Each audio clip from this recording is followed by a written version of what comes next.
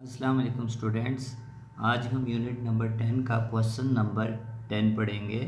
What is the relationship between V F and lambda. V stands for velocity, F stands for frequency and lambda stands for wavelength. तो हमने बताना है कि velocity, frequency और wavelength में आपस में क्या ताल्लुक़ है। तो बेसिकली इनमें रिलेशन इस इक्वेशन से रिप्रेजेंट किया गया है। v is equal to F lambda, that is velocity of the wave is equal to the product of frequency and wavelength।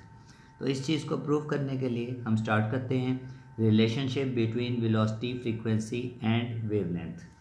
सबसे पहले मेन हेडिंग के बाद सब हेडिंग वेलोसिटी की, और इस पैराग्राफ में हम एक्सप्लेन करेंगे कि जब वेव एक एंड से दूसरे एंड में ट्रैवल कर रही होती है तो वो किसी ना किसी ख़ास वेलोसिटी से मूव करती है, यानी कि डिस्टर्बेंस जो एक एंड से दूसरे एंड में जाती है तो एक ख़ास वेलोसिटी से मूव करती है।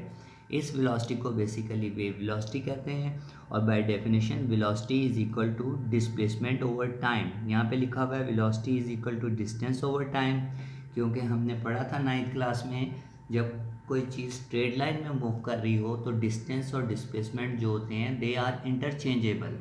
तो यहाँ पे हम डिस्टेंस इस्तेमाल करें या डिस्प्लेसमेंट इस्तेमाल करें, दोनों किए जा सकते हैं क्योंकि वेव्स हमेशा स्ट्रेट लाइन में मूव करती हैं। तो हमारे पास फार्मूला आ गया velocity is equal to D over T. इसको हमने इक्वेशन नंबर 1 बना दिया। उसके बाद नेक्स्ट हेडिंग है हमारे पास टाइम पीरियड।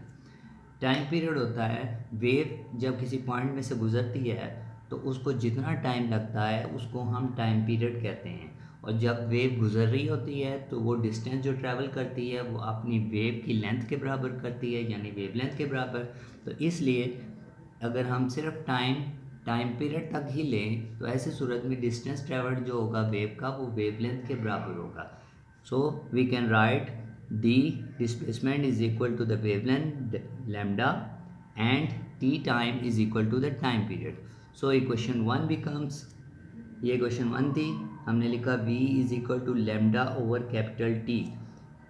d की जगह पे lambda और t की जगह पे capital T। ये हमारी equation नंबर 2 बन गई। उसके बाद हमने जिक्र करना है फ्रीक्वेंसी का। फ्रीक्वेंसी हमने पहले भी पढ़ा था सिंपल पेंडुलम में।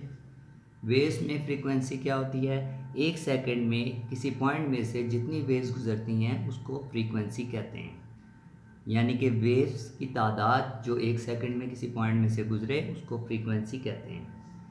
हमने सिंपल पेंडुलम में इसका फार्मूला भी पढ़ा था कि frequency and time period are reciprocal to each other. तो हम लिखेंगे but time period t is reciprocal of the frequency f, that is t is equal to 1/f।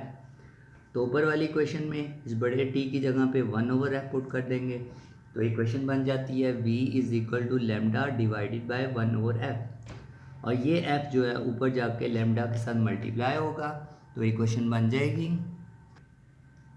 v is equal to f lambda. और ये जो equation है ये longitudinal wave हो चाहे ट्रांसफर वेव हो दोनों के लिए सेटिस्फाई होती है। तो यहाँ पे हमारा क्वेश्चन ख़त्म हो जाता है। Thank you students.